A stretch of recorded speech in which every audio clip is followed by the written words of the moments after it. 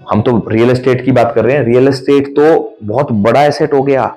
अगर आपके पास प्रोडक्ट की पूरी नॉलेज नहीं है और कोई हो सकता है अपनी पूरी जीवन की कमाई लगा रहा हो यहाँ पे, एक हैंड होल्डिंग बहुत जरूरी है कस्टमर के साथ। कस्टमर के साथ चलना बहुत जरूरी है। बात हमने शुरुआत में करी ह्यूमन की। हम भी ह्यूमन है, वो भी ह्यूमन है। अब उसने आपके साथ अगर कोई चीज खरीदी है, आपके साथ मिलके खरीदी है, तो ये आपकी जिम्मेदारी बन जाती है, आपकी रिस्पॉन्सिबिलिटी बन जाती है कि उसकी जो डील है, एक तो डील स्मूथ होनी चाहिए, उसमें किसी भी तरीके का कोई इशू ना आए।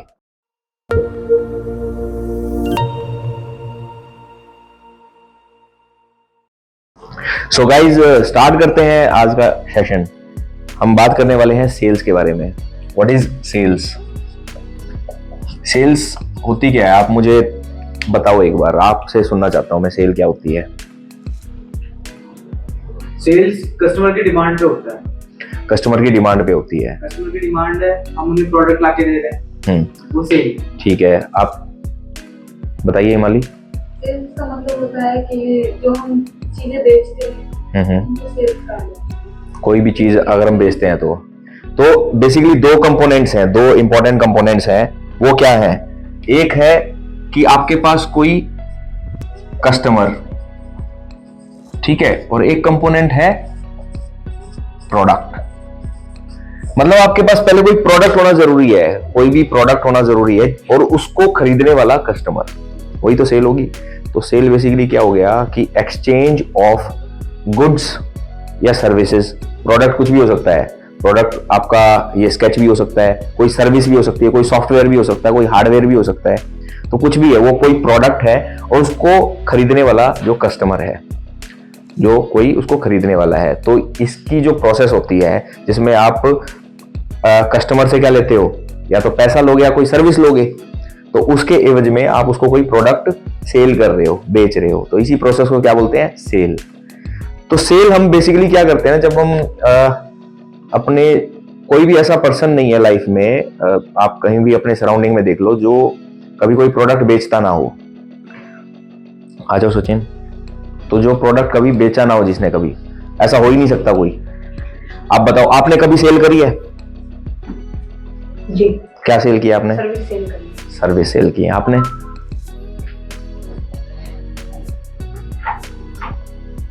मैंने प्रोडक्ट सेल करे हैं। प्रोडक्ट सेल किए हैं। एग्जांपल देता हूं मैं आपको। आप मार्केट गए हो कभी? खरीदने तो गए हो। कोई 100 रुपए की चीज है, तो उसने आपको बोला कि ये 100 रुपए की है, आपने उसको 100 के 100 रुपए दे दिए।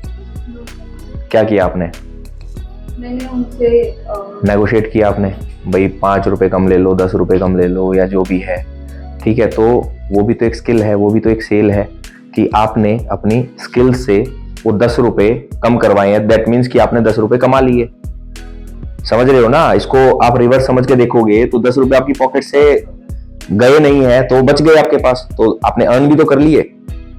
तो ये भी तो एक सेल है। जब आपने इंटरव्यू दिया यहाँ पे, तो आपने क्या किया?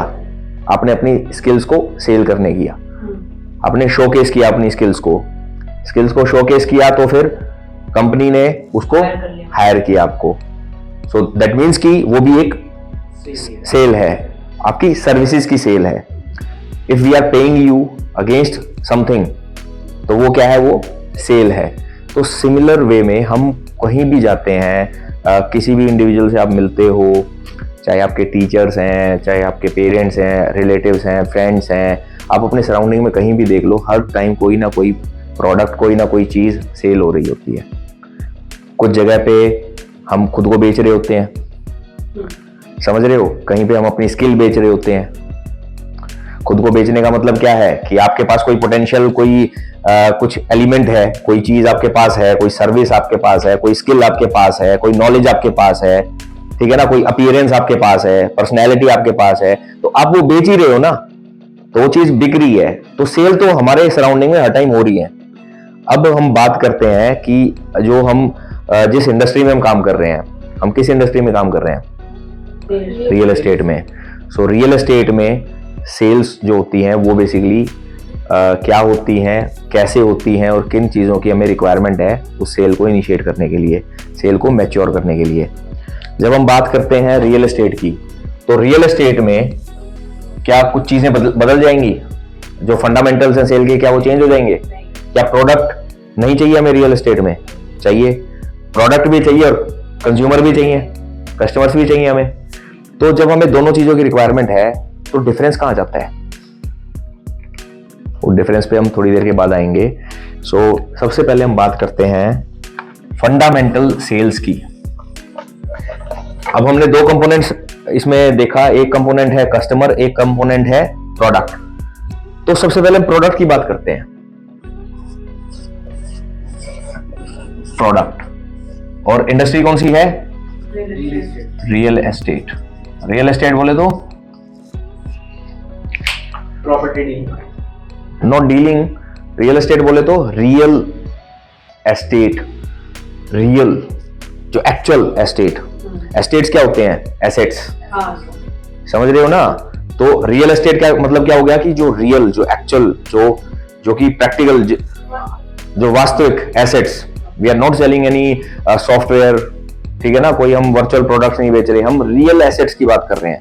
एस्टेट्स, एस्टेट क्या होता है? एस्टेट आपके पास अगर फॉर एग्जांपल आपके पास पेन है, तो पेन जो है वो एस्टेट नहीं हो सकता। एस्टेट मस्ट बी समथिंग जो कि काफी वैल्यू रखता हो, एक अच्छी वैल्यू रखता हो, समझ रहे हो ना? तो वो जो एसेट्स होते हैं, एसेट्स में और एस्टेट्स में डिफरेंस क्या हो जाता है? एसेट्स जो होते हैं, एसेट्स तो आपके पास मोबाइल फोन है, वो भी आपका एक एसेट है, गोल्ड है वो भी एसेट है। लेकिन estate is something big which hold a real value, ठीक है ना? एक अच्छी खासी वैल्यू वो रखता है, टेंजिबल एसेट है वो। तो इसको क्या बोलते हैं? Real estate. इसको हम डायरेक्टली कोरिलेट कर देते हैं। ये जनरल टर्म में इसको प्रॉपर्टीज के साथ रिलेट किया जाता है कि प्रॉपर्टीज में हर तरह की प्रॉपर्टी आ जाती है। उसके अंदर लैंड भी आता है, फ्लैट्स भी, प्लॉट्स भी, शॉप्स, शोरूम, ठीक है ना? बड़ी बड़ी बिल्डिंग्स हैं, मॉल्स हैं, हॉस्पिटल्स हैं, स्कूल्स हैं। तो ये सारे जो कंपोनेंट्स हैं ये सब रियल एस्टेट का पार्ट है। सो रियल एस्टेट के अंदर जो प्रोडक्ट है, तो प्रोडक्ट में तो जैसे हमने अलग अलग कैटेगरीज बना ली। अब जो रियल एस्टेट के जो प्रोडक्ट्स हैं, प्रोडक्ट्स के अंदर आपका क्या आ गया? आपके पास आ गया रेजिडेंशियल। इन सब चीजों को ध्यान से समझना, ये सारी चीजें दोबारा सामने आएंगी आपके। रेजिडेंशियल, कमर्शियल, लैंड,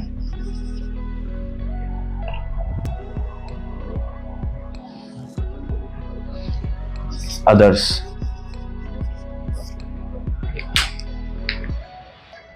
रेजिडेंशियल कौन से होते हैं?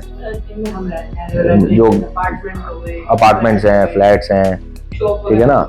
आपने मकान बना रखा है अपना जड़ से, ठीक है, प्लॉट पे आपने पूरा घर बनाया है, वो रेजिडेंशियल प्रॉपर्टीज होगी। कमर्शियल प्रॉपर्टी में क्या आ गया? कमर्शियल प्रॉपर्टी के अंदर क्या आया?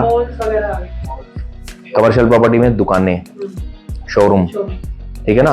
तो वो क्या हो गया? वो कमर्शियल। मॉल्स भी कमर्शियल प्रॉपर्टी है। जो आप हाँ जिसमें एसईओज वगैरह होते हैं वो कमर्शियल प्रॉपर्टी का पार्ट है। लैंड में एग्रीकल्चर लैंड है जिसपे खेती होती है, ठीक है। इंडस्ट्रियल लैंड है जहाँ पे फैक्ट्रियाँ लगती हैं, वेयर हाउसेज बनते हैं। आर जोन लैंड जिसके ऊपर पूरे के पूरे प्रोजेक्ट बनते हैं, ठीक है ना। तो लैंड जो है बेसिकली।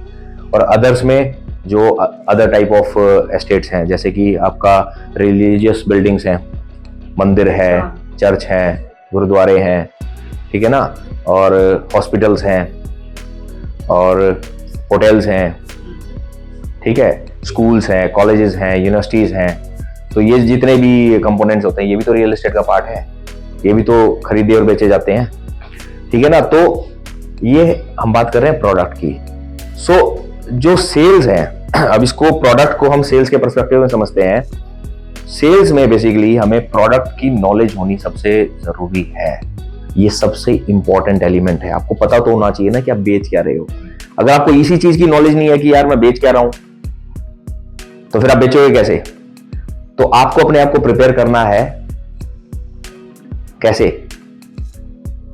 प्रोडक्ट के साथ अलाइन होके। सबसे पहले प्रोडक्ट को समझना जरूरी है। सबसे पहले ये समझना जरूरी है कि हम बेच क्या रहे हैं, उसकी एक्चुअल वैल्यू क्या है, उसकी लोकेशन क्या है, ठीक है, उसके कंपोनेंट्स क्या हैं, आने वाले टाइम में वो कितना बेनिफिट दे सकता है कंज्यूमर को, समझ रहे हो। तो in depth knowledge of the product की नॉलेज आपकी जितनी साउंड होगी उतनी आपकी सेल इजी होगी, समझ रहे हो। तो सबसे पहले तो आपको प्रोडक्ट को समझना बहुत जरूरी है। प्रोडक्ट की नॉलेज में केवल ये नहीं आता कि आपने बस जैसे फ्लैट बेच रहे हो और फ्लैट में बेसिक एक 2 BHK 3 BHK, अगर आपको पता है कि 2, 3, 4 BHK अपार्टमेंट है हमारे पास, आपको पूरा उसका लेआउट की समझ होनी चाहिए, किस टाइप का लेआउट है। आपको उसकी ये समझ होनी चाहिए कि वो आसपास की जो मार्केट है उस मार्केट में वो फ्लैट कहाँ स्टैंड करता है, किस टाइप की प्रॉपर्टी है, लग्जरी सेगमेंट में आ रही है या अफोर्डेबल सेगमेंट में आ रही है, ठीक है। उसका जो कंस्ट्रक्शन क्वालिटी है, जिस बिल्डिंग में वो बना हुआ है उसकी कंस्ट्रक्शन क्वालिटी कैसी है, वहाँ पे लिफ्ट कितनी है, स्टेयरकेस कितने हैं, ठीक है, वो कंप्लायंस सारे फॉलो करती है गवर्नमेंट के या नहीं करती, वो लीगल है कि इलीगल है, उसकी डॉक्यूमेंटेशन कैसी है, समझ रहे हो। जैसे हम बात करते हैं GPA की है या रजिस्ट्री वाली है, ठीक है ना। तो हमें इन डेप्थ पूरी की पूरी प्रोडक्ट की नॉलेज होनी बहुत जरूरी है, क्योंकि वो क्वेश्चंस आपको at any stage you will have to answer them to the customer. Customer को तो आंसर करना पड़ेगा ना आपको। आप कॉल पे अगर आंसर कर रहे हो तो कस्टमर के पास वहां पे इंफॉर्मेशन है, उसके बाद वो कस्टमर आता है विजिट पे तो वो देखेगा तभी पूछेगा आपसे। तो आपके पास पूरी प्रोडक्ट की नॉलेज होनी बहुत जरूरी है। ये सबसे इंपॉर्टेंट कंपोनेंट है जब आप कोई प्रोडक्ट बेचने जाते हो। तो हम तो रियल एस्टेट की बात कर रहे हैं, रियल एस्टेट तो बहुत बड़ा एसेट हो गया, समझ रहे हो ना। तो इस केस में तो अगर आपके पास प्रोडक्ट की पूरी नॉलेज नहीं है और कोई हो सकता है अपनी पूरी जीवन की कमाई लगा रहा हो यहाँ पे, समझ रहे हो भाई। हम कोई छोटी मोटी चीज ले लेते हैं, उसमें कोई फायदा हुआ नुकसान नहीं हुआ, या फिर हमने वो लेके हो सकता है हमने 1 साल तक यूज ही नहीं की, बहुत सारी ऐसी चीजें होती हैं, ठीक है ना। तो उससे हमारे जीवन पे कोई प्रभाव नहीं पड़ता, उससे हमारे कोई फाइनेंशियल जो कैपेबिलिटी है उसके ऊपर कोई ऐसा नहीं है कि कोई बहुत बड़ा असर आ रहा है। लेकिन जो हम रियल एस्टेट की बात करते हैं, हो सकता है आप कोई ऐसा एसेट ले लो जो आपको रातों रात अमीर बना दे। रातों रात इन द सेंस कि वो हो सकता है 6 महीने में, साल में आपको इतने रिटर्न दे दे जो बाकी और किसी चीज से नहीं आ सकते। और आपने कोई ऐसा प्रोडक्ट ले लिया जो हो सकता है कि आपको नुकसान कर दे, कि आपका जो पैसा जितना आपने कमाया था वो भी डूब जाए, या उसकी प्रॉपर्टी की वैल्यू ही नहीं बढ़ रही, समझ रहे हो ना। डूब गया इन द सेंस कि वो आपने कोई चीज 10 लाख रुपए की ली फॉर एग्जांपल 2005 में, और आज भी अगर वो चीज 10 की 11 लाख हुई है तो इसका मतलब आपने कुछ नहीं कमाया उस पे। उस पैसे पे बैंक में रख लेते तो ज्यादा इंटरेस्ट आ जाता, तो वो भी तो नुकसान ही हो गया आपका, समझ रहे हो ना। इन्फ्लेशन तो हर साल बढ़ रही है, 5%, 6% इन्फ्लेशन बढ़ती जा रही है, लेकिन हमारी प्रोडक्ट की जो वैल्यू है वो आज भी वैसी की वैसी है। तो दैट मींस कि हम हर साल 6% के लॉस में जा रहे हैं वहां पे। तो 2005 में 10 लाख रुपए की हमने कोई चीज खरीदी, तो आज वो 10 लाख रुपए हमारे इन्फ्लेशन और बाकी रेट ऑफ इंटरेस्ट कंसीडर करके वो वैल्यू हमारी डबल तो हो जानी चाहिए थी, लेकिन वो डबल भी नहीं हुई अगर, तो फिर फायदा क्या, फिर तो नुकसान हो गया। तो ये बहुत ही सोच समझ के की गई इन्वेस्टमेंट होती है। So you have to take care of this element very seriously. आपको प्रोडक्ट को बहुत सीरियस लेने की जरूरत है। प्रोडक्ट की नॉलेज आपके लिए सबसे प्रायर है। आप किसी भी प्रोडक्ट को सेल करने के लिए चलते हैं तो सबसे पहले आपको उसको समझना ज़रूरी है। उसके सारे जितने भी एलिमेंट्स हैं, जो भी चीज़ें हैं उसकी, वो सारी चीज़ों को आपको अपने खुद के नोट्स बनाने बहुत ज़रूरी हैं, ठीक है। सो प्रोडक्ट के बाद हम चलते हैं सेकंड कंपोनेंट पे, जो कि सबसे इंपॉर्टेंट है, वो है कस्टमर। ये यूनिवर्सल है, ये यूनिवर्सल इंपॉर्टेंट है ये। तो कस्टमर क्या होता है? बायर, कंज्यूमर, खरीदार, ग्राहक है। तो ये सब क्या होते हैं? कस्टमर्स होते हैं। किसी भी प्रोडक्ट का कोई भी खरीदार, आप भी एक कस्टमर हो। जब आप कोई भी खाने पीने की चीज लेने जाते हो, कुछ भी मार्केट से खरीदने जाते हो, आप भी एक कस्टमर हो, ठीक है ना। तो दो होते हैं, दो लोग होते हैं, एक होता है बायर और एक होता है सेलर। एक जो चीज बेच रहा है और एक जो चीज खरीद रहा है। तो कस्टमर है। सबसे पहले तो हम एक चीज समझते हैं कस्टमर को सेल्स के पर्सपेक्टिव से। जब हम किसी कस्टमर की बात करते हैं तो क्या हम किसको बेच रहे हैं? कौन है वो डायनासोर है, नहीं, रोबोट है, नहीं, कौन है वो? human, ह्यूमन है। तो ह्यूमन के पास दो इंपॉर्टेंट चीजें होती हैं, क्या क्या होती हैं? एक होता है दिमाग, एक होता है heart, हार्ट। ठीक है, तो जो ह्यूमन होता है, ह्यूमन को तो ह्यूमन की तरह ट्रीट करोगे ना, तो जो ट्रीटमेंट होता है वो बहुत इंपॉर्टेंट है। आपकी ट्रीटमेंट के ऊपर ही डिपेंड कर रहा है तो खरीदे। कि वो खरीदेगा ही नहीं। एक तो चीज क्या है, एक तो है प्रोडक्ट की पूरी नॉलेज है आपको प्रोडक्ट की इन डेप्थ नॉलेज है, आपसे ज्यादा कोई जानता ही नहीं है प्रोडक्ट के बारे में, आप सुपरमैन हो प्रोडक्ट के। ठीक है ना, आपने बिल्कुल प्रोडक्ट बिल्कुल ऐसे घोट के पी लिया। ठीक है, तो फ्रॉम द स्क्रैच पूरा का पूरा प्रोडक्ट की, उसकी ईंट के अंदर उसके सरिये कितने लगे हुए पीछे दीवारों में, कैसा लेंटर है, सारी चीजें आपको जबरदस्त तरीके से पता है। क्या बेच सकते हो? केवल प्रोडक्ट नॉलेज होने से क्या प्रोडक्ट बिक जाएगा? वो जो नॉलेज है वो तो उसको कैटलॉग से भी मिल जाएगी, तो आप कैटलॉग थोड़ी हो। हम अगर किसी प्रोडक्ट को सेल करते हैं तो हमें सेल कैसे करनी होती है? हमें सेल करनी होती है एक इंसान को। कंज्यूमर कौन है? एक इंसान है। और हम कौन है? हम भी इंसान है। तो ह्यूमन टू ह्यूमन एक कनेक्शन डेवलप करना बहुत जरूरी है, बिना उसके हम सेल नहीं कर सकते। तो सबसे पहले जो कंज्यूमर के साथ जो एक इंपॉर्टेंट चीज है वो क्या है? Relation building. रिलेशन सबसे ज्यादा जरूरी है जब आप बात करते हो किसी से, चाहे हम टेली सेल्स कर रहे हैं, चाहे हम कॉल कर रहे हैं किसी को, तो वहां भी उसके साथ एक कम्युनिकेशन डेवलप करना जरूरी है, एक रिलेशन डेवलप करना जरूरी है। रिलेशन कैसे डेवलप होगा? कैसे डेवलप होगा रिलेशन? हम उनसे बात करेंगे, जानेंगे उनको कि उनको चाहिए क्या, उनको क्या बिहेवियर है उनका, मतलब उनको क्या नीड है, उनकी क्या नीड। आपने एक कहावत सुनी होगी, वो जो first impression is the best impression, है ना? तो आपका जो पहला इंप्रेशन है ना, वो सबसे सॉलिड होना जरूरी है। आपकी कॉल, आपकी एनर्जी फोन पे भी झलकती है। जब आप किसी से मिल रहे हो फेस टू फेस, तो भी आपकी बॉडी में वो एनर्जी होनी जरूरी है। आप किसी से, अब मैं आता हूं, आप इधर आओ आयुष। अब फॉर एग्जांपल हम एक स्टडी करते हैं। देखो, अब आयुष है, आयुष एक कस्टमर है और मेरे पास कोई प्रोडक्ट है, मैं सेल करना चाहता हूँ आयुष को। Hello sir, how are you? Fine sir ये बोर्ड है सर, हाँ जी। ये 500 रुपए का है, प्लीज ले लीजिए ना सर। मैं क्यों लूँ? इसमें क्या फायदा मिलेगा मुझे? मुझे जरूरत है सर पैसे की। तो मैं नहीं खरीदने वाला सर ऐसा तो। Sir please. नहीं सर। सर 400 का ले लीजिए। नहीं सर 300। नहीं। आपके लिए सर आज मैं 200 रुपए का दे दूंगा। अब तो लेना ही पड़ेगा। मैनिपुलेट हो गया कस्टमर। अब मैंने 500 रुपए की चीज 200 रुपए में बेच दी। मैं एक नीडी पर्सन हूँ, ठीक है, लेकिन क्या मैंने सेल किया यहाँ पे कुछ? क्या आप इसे सेल बोलोगे? वैल्यू गिरा दी प्रोडक्ट की जो एक्चुअल वैल्यू थी उससे नीचे मजबूरी में मैंने प्रोडक्ट बेच दिया। और मैं कोई सेल्स पर्सन भी नहीं हूँ, मेरी बॉडी में वो एनर्जी नहीं थी, वो मेरा कम्युनिकेशन में वो पावर नहीं था कि मैं इस प्रोडक्ट को मैं उसके एक्चुअल वैल्यू दिलवा पाता।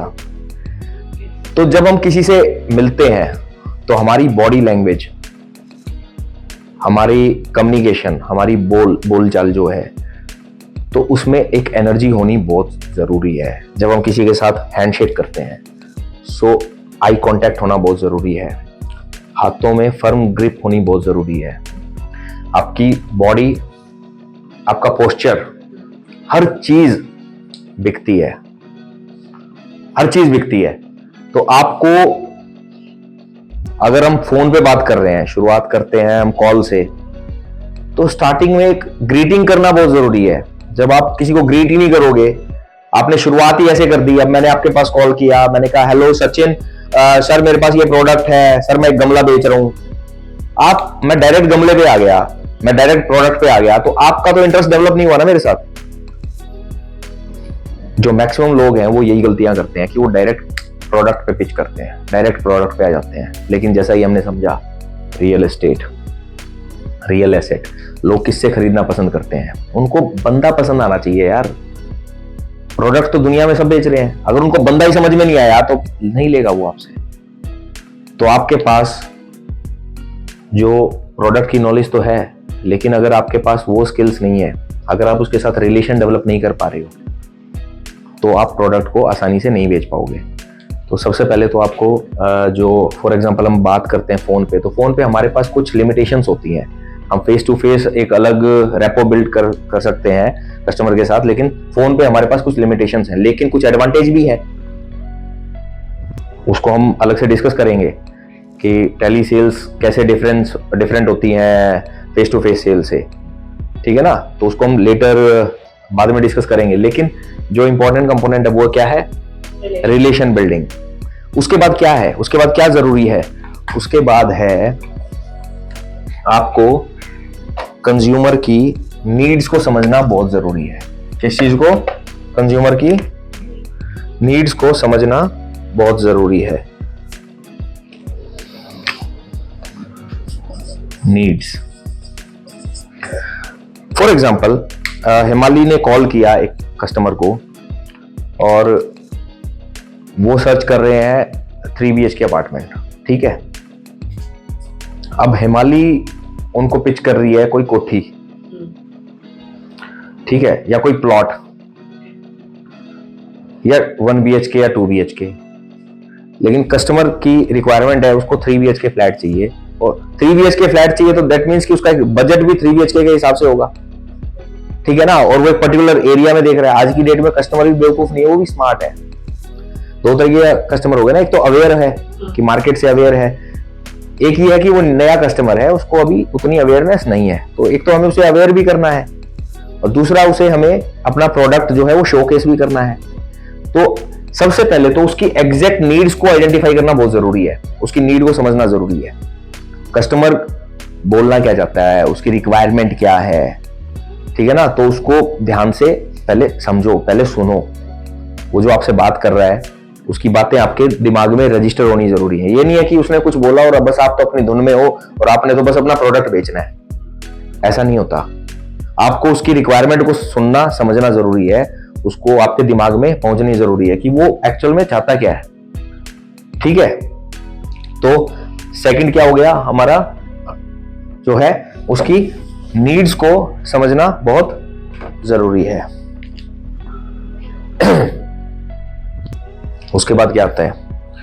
उसके बाद आता है, हमने क्या किया, सबसे पहले तो हमने बात करी रिलेशन बिल्डिंग की, ठीक है।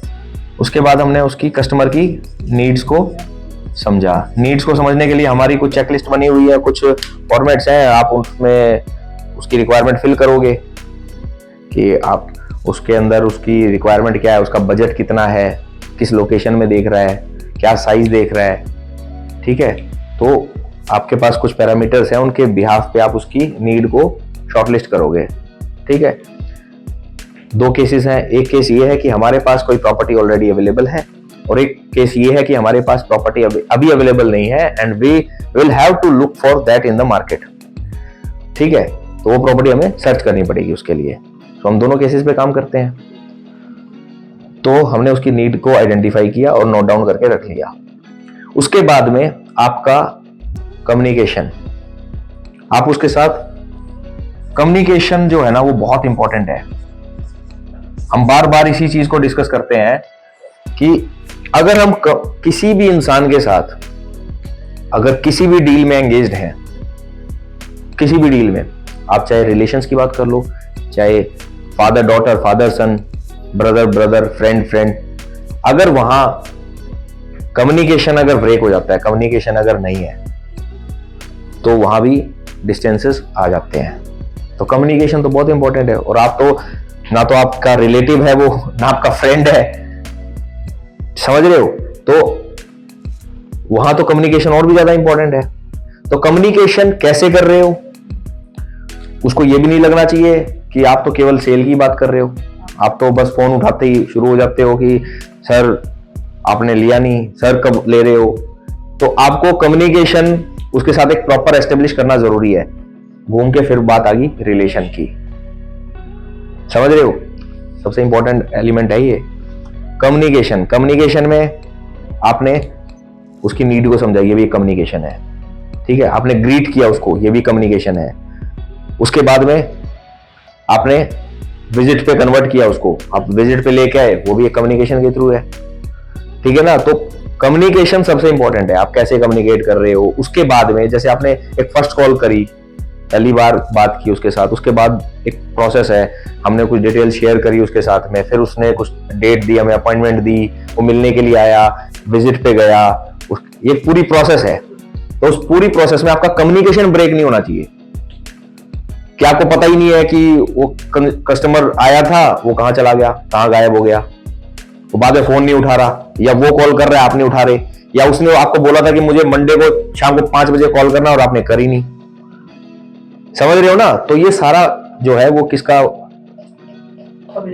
पार्ट है, कम्युनिकेशन का। तो sale is all about communication, how we communicate, ठीक है ना। सेल में एक जो इंपॉर्टेंट एलिमेंट आता है इसके बाद, वो क्या आता है, क्लोजिंग। सेल को क्लोज करना, मैच्योर करना। क्लोजिंग क्या होती है? क्लोजिंग बेसिकली क्या है? क्लोजिंग डील को क्लोज किया, आपने शुरुआत करी पहली कॉल से, उसकी नीड को समझा, उसके रिक्वायरमेंट को समझा, उसके बाद आपने कोई प्रॉपर्टी निकाल ली, उसके लिए आपके पास थी तो आपने उसको बताई, उसके बाद उसने प्रॉपर्टी को विजिट किया, विजिट करने के बाद में आपने उसके साथ फिर से कम्युनिकेशन स्टार्ट किया, फिर से वो पहले अकेला आया था, फिर वो फैमिली को लेके आया, ठीक है। तो ये हो सकता है विजिट भी 2-3 विजिट हो, समझ रहे हो ना। तो वो एक प्रोसेस से गुजरने के बाद में जब वो फाइनल डील में बैठा है, जब वो फाइनल है, बिल्कुल वो पैसे लेके रेडी है, भाई मेरे को यही घर खरीदना है, ये फ्लैट मेरे को पसंद आ गया और मेरे को यही दुकान खरीदनी है, और वो पैसे लेके आ गया, अब वो आपके साथ टेबल पे बैठा हुआ है, उसको बोलते हैं क्लोजिंग, कि सेल को क्लोज करना।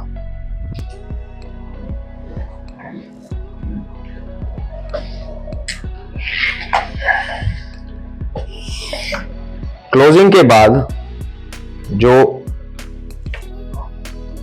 लास्ट में आता है, जिसको मैक्सिमम लोग फॉलो नहीं करते हैं, कि यहां क्लोज होगी डील क्लोज हो चुकी है, उसके बाद फॉलो अप। अब आप बोलोगे कि सर काम तो यहीं तक था, एक्स्ट्रा क्यों करवा रहे हो?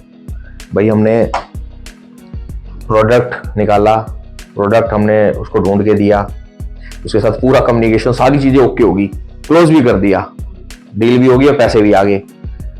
ये फॉलोअप बाद में किस चीज का फॉलोअप करना चाहिए? फॉलोअप क्या करोगे उस फॉलोअप में? क्लाइंट से फीडबैक ले सकते हैं। फीडबैक ले सकते हैं, बहुत बढ़िया।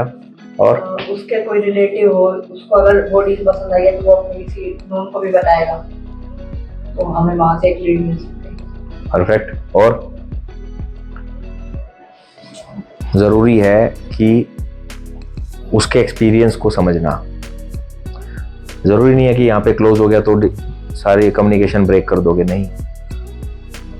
आप उससे महीने, 2 महीने बाद, 3 महीने बाद फिर से फॉलोअप लो का कि सर सब कुछ ओके है, ठीक चल रहा है सर, कोई इश्यू तो नहीं आ रहा, समझ रहे हो कि भाई वहां पे कोई जो जैसा दिखाया था घर वैसा ही है। पता चला जब हमने दिखाया था उस टाइम पे वहां पे कोई सीलन नहीं थी, लेकिन आज सीलन है वहां पे, समझ रहे हो, बिल्डर का प्रोडक्ट है। एक हैंड होल्डिंग बहुत जरूरी है कस्टमर के साथ, कस्टमर के साथ चलना बहुत जरूरी है। अगर आप कस्टमर के साथ नहीं चलोगे तो रैपो बिल्ड कैसे होगी? बात हमने शुरुआत में करी ह्यूमन की, हम भी ह्यूमन है, वो भी ह्यूमन है, समझ रहे हो। अब उसने आपके साथ अगर कोई चीज खरीदी है, आपके साथ मिलके खरीदी है, तो ये आपकी जिम्मेदारी बन जाती है, आपकी रिस्पॉन्सिबिलिटी बन जाती है कि उसकी जो डील है, एक तो डील स्मूथ होनी चाहिए, उसमें किसी भी तरीके का कोई इशू ना आए, ठीक है, ये आपकी रिस्पॉन्सिबिलिटी है। बीइंग अ कंसल्टेंट ये आपकी जिम्मेदारी हो जाती है। और दूसरा, जब वो सेल हो चुकी है तो उसके बाद में भी उसको कोई चैलेंजेस ना आए, वो सेल क्लोज हो चुकी है, उसके बाद में कोई चैलेंज आते हैं तो आपके अपने लेवल पे आप क्या कर सकते हो, आपको वो करना बहुत जरूरी है। आप बिल्डर से के टच में हो या ओनर के टच में हो, पहले जो चीजें कमिट करी थी वहां पे कोई ना कोई प्रॉब्लम आ रही है। कई बार ऐसा होता है कि कुछ चीजें बिल्डर जो ओनर है वो बोल देता है कि आप एक बार कर लो, रजिस्ट्री करा लो, इसको बाद में देख लेंगे, ठीक है ना। तो बाद में पता चला वो देख ही नहीं रहा, तो वहां फिर आपकी जो बात है उसकी वैल्यू होती है। तो कंसल्टेंट यही काम आते हैं बेसिकली सबसे ज्यादा, तो इस चीज को हम लूज छोड़ देते हैं। दूसरा क्या है, जैसे आपने बताया कि जब हम एक बार उसके साथ रैपो बिल्ड हो जाएगी तो बाद में वो फर्दर हमें रेफरेंसेस भी दे सकता है। अगर उसको आपकी सर्विस पसंद आएगी तो वो फर्दर आपको कनेक्ट करेगा to his friends, to his relatives, समझ रहे हो ना। तो फिर वो आपका बिजनेस धीरे धीरे करके बढ़ेगा। कस्टमर को अगर बाद में कोई दिक्कत हो तो आप उनकी हेल्प कर सकते हैं। बिल्कुल कर सकते हैं, जिस लेवल तक हम कर पाएंगे उस लेवल तक हमें हेल्प करनी चाहिए, समझ रहे हो ना। तो हमारा जो काम है वो यहीं खत्म नहीं हो जाता, उसके बाद भी फॉलोअप जरूरी है कि सर कोई इशू तो नहीं है। और उस केस में तो बहुत ज्यादा जरूरी है जब ऑनर ने कुछ पहले से कमिट कर रखा है, ये चीजें तो बाद में करवाऊंगा मैं, और बाद में पता चला कि वो उधर परेशान हो रहा है और उसकी कोई सुनवाई नहीं कर रहा, और फिर जो कंसल्टेंट है वो भी फोन आंसर नहीं कर रहा, तो वो कहाँ जाएगा वो। तो खुद से कर्टसी होनी चाहिए कि हम खुद से भी एक बार उससे पूछ लें, ठीक है। उसके बाद उसका हालचाल कैसा है, फेस्टिवल के ग्रीटिंग्स भेजो उसको, ठीक है ना। तो एक रेगुलर टच में रहो उसके, अगर आप अच्छे से अपना प्रोफाइल डेवलप करना चाहते हो तो, ठीक है। सो ये हमने बात करी सेल्स की।